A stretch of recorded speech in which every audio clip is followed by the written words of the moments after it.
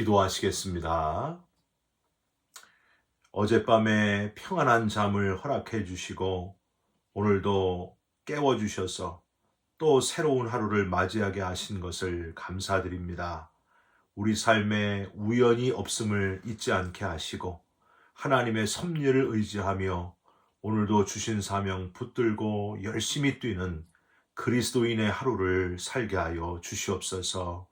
우리의 입술과 손과 발을 주관하여 주셔서 하나님 마음 두신 곳으로 인도하시고 땀 흘리게 하시며 부활의 주님을 증거하는 증인의 삶을 살게 하여 주옵소서.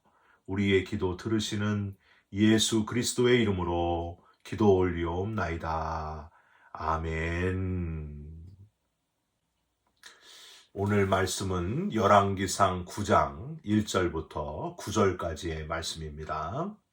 솔로몬이 여호와의 성전과 왕궁 건축하기를 마치며 자기가 이루기를 원하던 모든 것을 마친 때에 여호와께서 전에 기브온에서 나타나신 같이 다시 솔로몬에게 나타나사 여호와께서 그에게 이르시되 내 기도와 내가 내 앞에서 간구한 바를 내가 들었은즉 나는 내가 건축한 이 성전을 거룩하게 구별하여 내 이름을 영원히 그곳에 두며 내 눈길과 내 마음이 항상 거기에 있으리니 내가 만일 내 아버지 다윗이 행함같이 마음을 온전히 하고 바르게 하여 내 앞에서 행하며 내가 내게 명령한 대로 온갖 일에 순종하여 내 법도와 율례를 지키면 내가 내 아버지 다윗에게 말하기를 이스라엘의 왕위에 오를 사람이 내게서 끊어지지 아니하리라 한 대로 내 이스라엘의 왕위를 영원히 견고하게 하려니와 만일 너희나 너희의 자손이 아주 돌아서서 나를 따르지 아니하며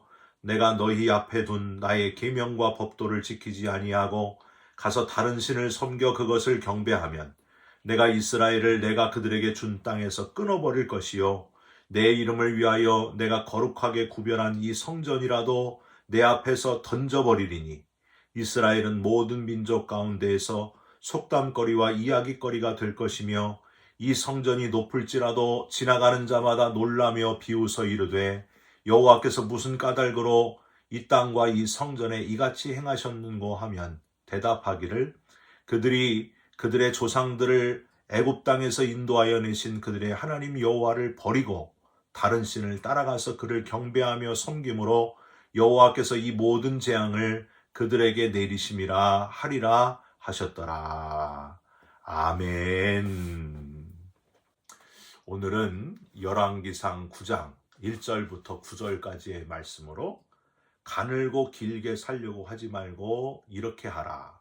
가늘고 길게 살려고 하지 말고 이렇게 하라 라는 제목의 말씀을 함께 나누고 기도하는 시간을 갖겠습니다. 여러분 혹시 요나 컴플렉스라는 말을 들어보셨습니까?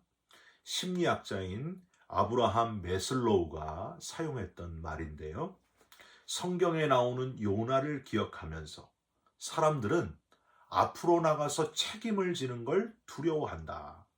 대부분의 사람들은 지도자가 되어 남들 앞에 나서서 일하기보다는 뒤에 서가지고 적당히 살아가는 것, 굵고 짧게 사는 것보다는 가늘고 길게 사는 것을 더 좋아하는 특징을 가지고 있다. 이렇게 주장한 바 있습니다. 맨 앞에 서는 사람은 짧게 반짝 떴다가 금방 꺼져버리지만은 적당히 편안히 눈에 별로 띄지 않고 책임질 일 안 하면서 조용히 그렇게 살아가는 사람, 그런 사람은 바로 요나 컴플렉스를 가진 사람이다. 이 요나 컴플렉스를 가진 사람이 있죠. 성경에 또 있죠. 누굴까요? 모세가 그랬습니다. 하나님께서 애굽에 있는 내 민족을 가서 네가 구원해라 그랬더니 하나님 저는 입이 뻣뻣하고 혀가 둔한 자입니다. 보낼 만한 자를 보내소서. 책임을 회피하는 그 모습을 모세가 보이지 않습니까? 내가 그럼 말 잘하는 아론을 내게 붙여주리라. 사사 기드온도 바로 이 요나 컴플렉스의 사람이었던 것 같습니다. 미디안의 압제 속에서 민족을 구원하라 그렇게 사명을 주셨더니 오 주여, 내가 무엇으로 이스라엘을 구원하리까? 나는 므낫세 중에서 제일 약하고, 그리고 나는 내 아버지 집에서 가장 작은 자입니다. 이렇게 거절했던 것을 보게 됩니다. 결국에는 양털 위에만 이슬이 내리는 기적, 또 양털만 빼고 이슬이 내리는 기적, 이런 기적들을 체험하면서 겨우겨우 하나님의 부르심에 응답하는 것을 보게 됩니다. 가능하면 가늘고 길게 살려고 했던 이들이 참 많았다고 하는 거예요. 세상 사람들 중에 많은 사람들은 사실 대부분 다 이렇게 가늘고 길게 살려고 하지, 맨 앞으로 나아가서 아무리 큰 명예를 준다고 해도 거절하는 경우가 많다고 하는 겁니다. 여러분, 그러면은 예수 믿는 사람, 그리스도인들은 앞으로 나서야 하는 사람들일까요? 아니면 가늘고 길게 사는 게 좋은 거다 하고 한 발짝 뒤에 물러나 있어야 될까요? 그리스도인들은요, 기준이 달라야 됩니다. 기준이 전혀 달라야 됩니다. 많은 사람들의 그 소망과 같이 오래 살고 아무 문제 없이 편안히 사는 게 목적이 아니기 때문에 우리 삶의 분명한 목적을 가지고 거기에 맞추어 살아가야 된다는 거예요. 즉, 내가 아니라 기준을 하나님께 맞춰야 됩니다. 감사한 것은 우리 삶의 궁극적인 목적을 하나님께 맞추면 세상 사람들이 상상할 수 없는 영원한 평안의 삶이 예비되어 있다고 하는 사실이에요. 이 땅에 기껏해야 120살 정도 사는 그런 삶이 아니라 그 끝을 알 수 없는 영원한, 끝없는 그 영생의 삶이 예비되어 있다고 하는 사실입니다. 그것도 전혀 흔들리지 않고 견고하게 하나님이 예비하신 평안의 길을 걷게 된다 하는 사실을 여러분 기억하시면서 그 영원한 평안의 길을 함께 누리면서 걸어가는 저와 여러분이 되시기를 주님의 이름으로 부탁드립니다. 1절을 한번 보세요. 솔로몬이 여호와의 성전과 왕국 건축하기를 마치며 자기가 이루기를 원하던 모든 것을 마친 때에, 드디어 솔로몬은 자기 인생의 최대 사업인 여호와의 성전 건축을 끝마치고 기도하는 것을 끝마치고 모든 백성들을 축복하고 다 돌려보내고 이제 내가 할 일을 다 끝냈구나 하고 안도의 한숨을 내쉴 때에 하나님이 기브온에서 나타나실 때처럼, 여기 2절 한번 보세요. 다시 솔로몬에게 나타나시고 있는 걸 보게 됩니다. 그리고 솔로몬에게 앞으로 견고한 왕위와 나라의 안정을 꿈꾸고 있을 이 솔로몬에게 중요한 통치의 기준, 나아가서 솔로몬과 모든 백성들의 삶의 기준을 알려주시고 있습니다. 이걸 붙들고 살아라. 이렇게 살아라. 그러면 내가 영원한 평안의 삶을 너희에게 줄 것이다. 이 약속을 하고 계신다는 거예요. 솔로몬, 너도 그리고 모든 백성들도 다 평안하게 행복하게 살아갈 것이다. 구체적으로 과연 하나님이 알려주신 평안하고 안정적인 영원한 삶의 기준이 무엇일까요? 여러분, 두 가지예요.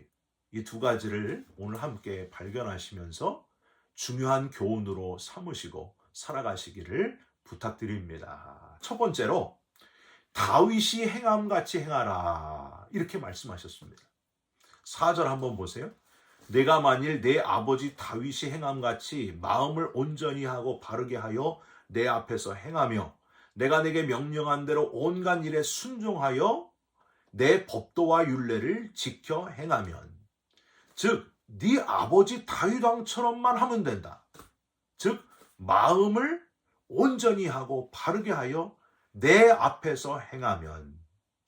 여러분, 사람은요 굉장히 이기적이라서 객관적이 되기가 어렵다는 사실을 아십니까? 아무리 공정하게 한다고 해도 우리 한국 사람들 특별히 학연, 지연, 혈연을 끊을 수가 없습니다. 아무리 객관적이라고 해도 다 팔은 안으로 굽게 되어 있습니다.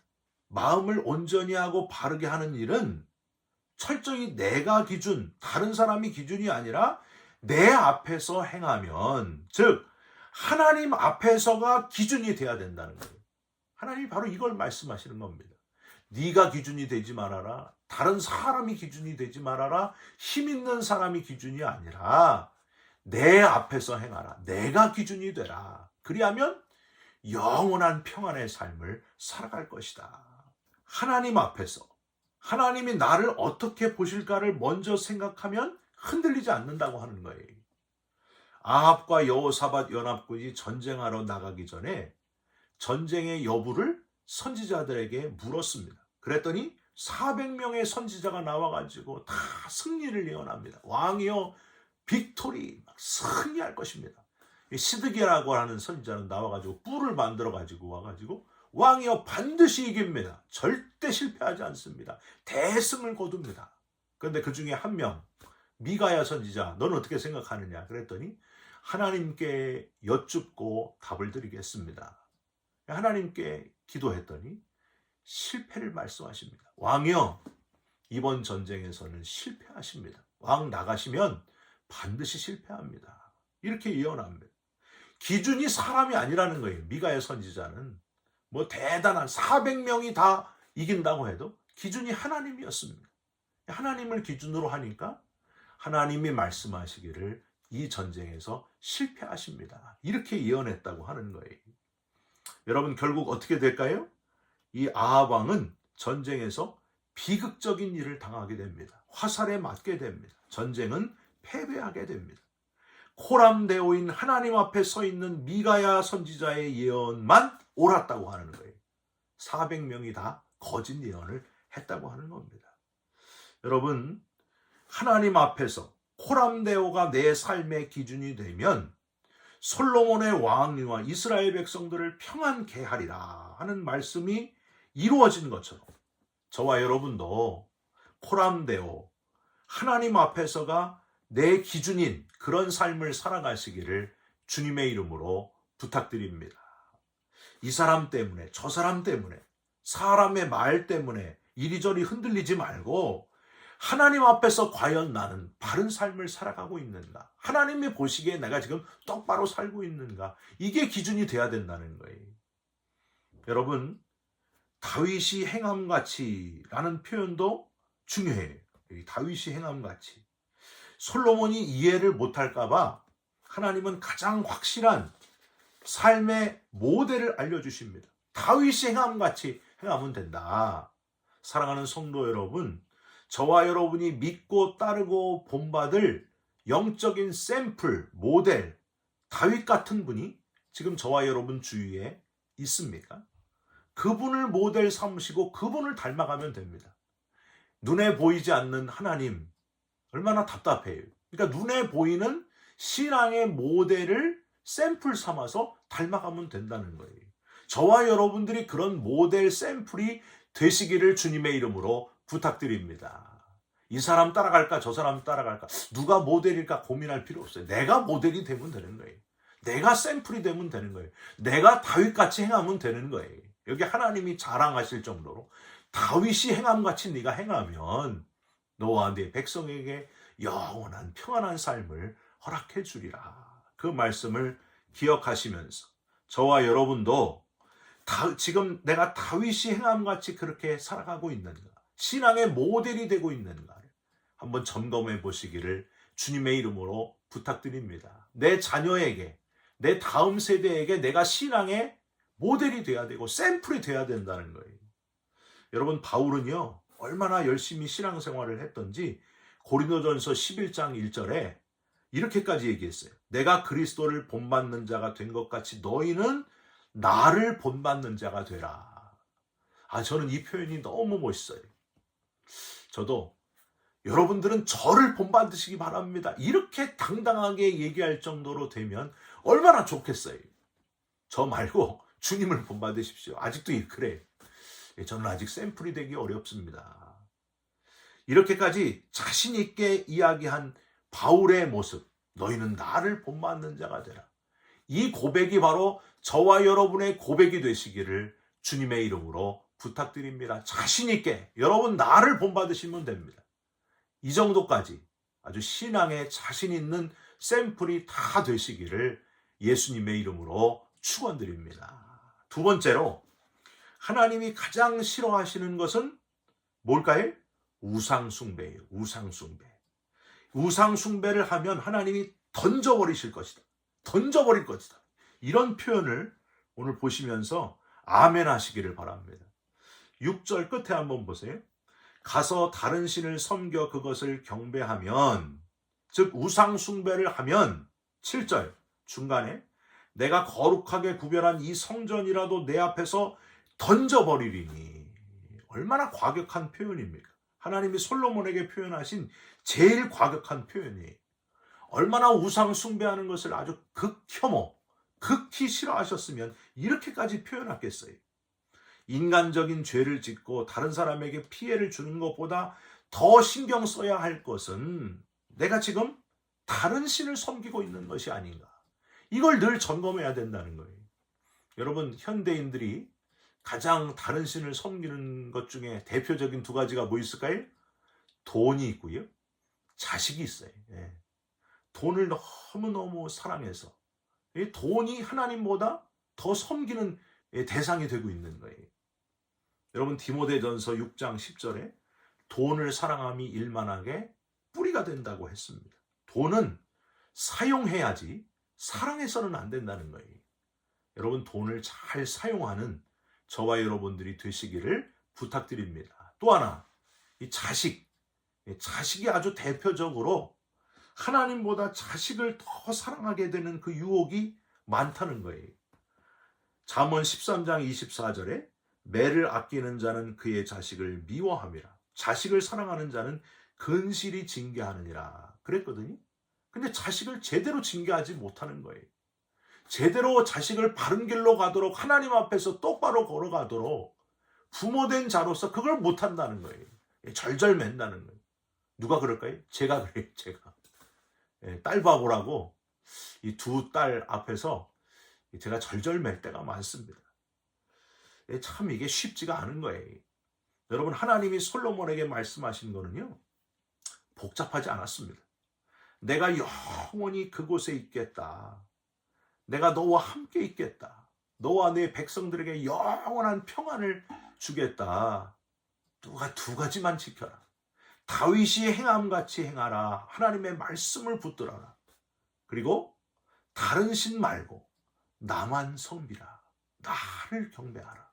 내게 집중하라. 다른 신을 경배하면 널 던져버릴 것이다. 이렇게 표현했다는 거예요. 마태복음 4장 10절에 주 너의 하나님께 경배하고 다만 그를 섬기라 하셨습니다. 여러분, 다만 그를 섬기는 저와 여러분들이 되셨으면 좋겠습니다. 하나님께 집중하시기를 바랍니다. 요즘에 젊은 남녀가요, 서로 사랑해서 이런 표현이 아주 유행이에요. 너만 보인단 말이야. 이런 표현, 너만 보인단 말이야. 우리는 나이 들어가지고 이게 별로 감동이 없는데 이제 젊은 사람들은 너무 좋아해요. 너만 보인단 말이에요. 여러분, 우리가요, 하나님이 우리에게 원하시는 게 뭘까? 저는 이걸 것 같아요. 우리가 하나님을 향하여 하나님만 보입니다. 하나님만 보인단 말입니다. 이런 표현을 하면 하나님이 얼마나 좋아하실까요?